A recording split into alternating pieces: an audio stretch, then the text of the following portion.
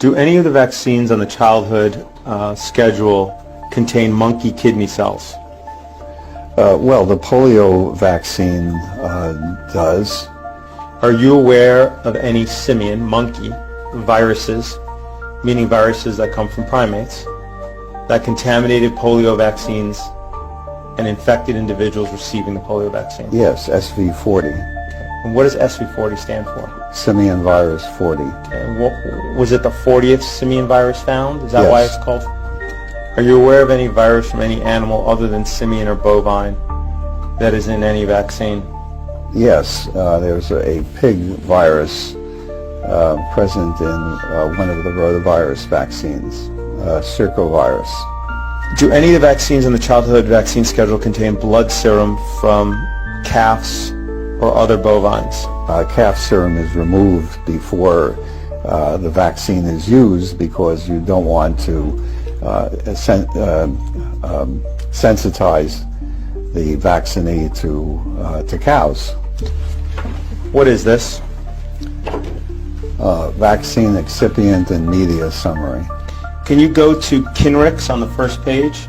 Yes. DTaP IPV. Do you see in the third line down it says calf serum? Do any vaccines on the childhood schedule contain embryonic guinea pig cell cultures? Varicella vaccine was passaged in guinea pig cells. Do you know if any vaccines contain cow's milk in it? Derived from Oh, cow's well, milk? it could be, casein, for example, could be. If there was casein in the vaccine, the child could become sensitized to that, correct? No, I'm not sure about that. You're not sure any more about that? Do any vaccines contain egg protein? Oh, yes, influenza. Do any vaccines contain gelatin from pigs? Yes. Do any vaccines in the childhood vaccine schedule contain human albumin? Oh, yes. What is human albumin? Human albumin is part of human serum. It's part of the blood that is liquid. None of it remains in the final product. I don't believe so, no. Yeah, because that could be problematic, right?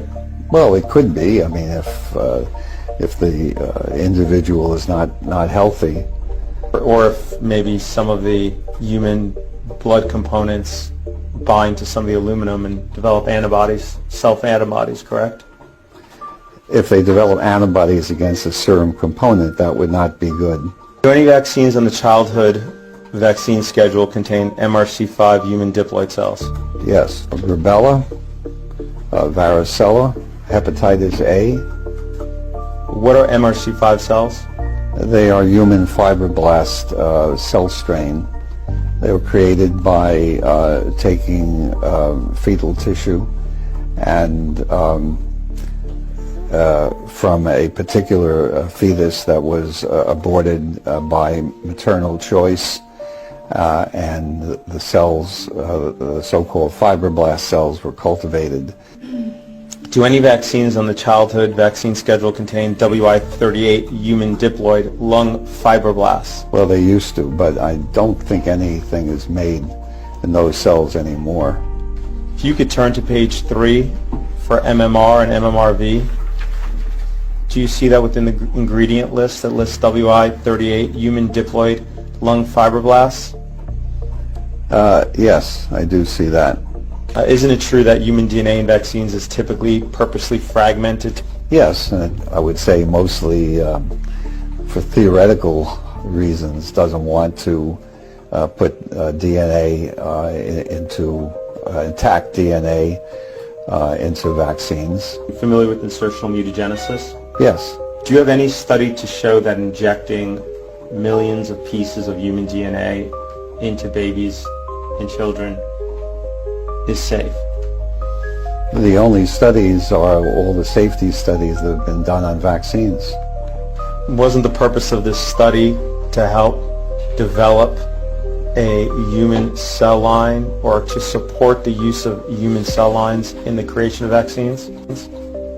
The idea was to study the cell strains from fetuses to determine whether or not they could be used to make vaccines. This study involved 74 fetuses. 76. 76.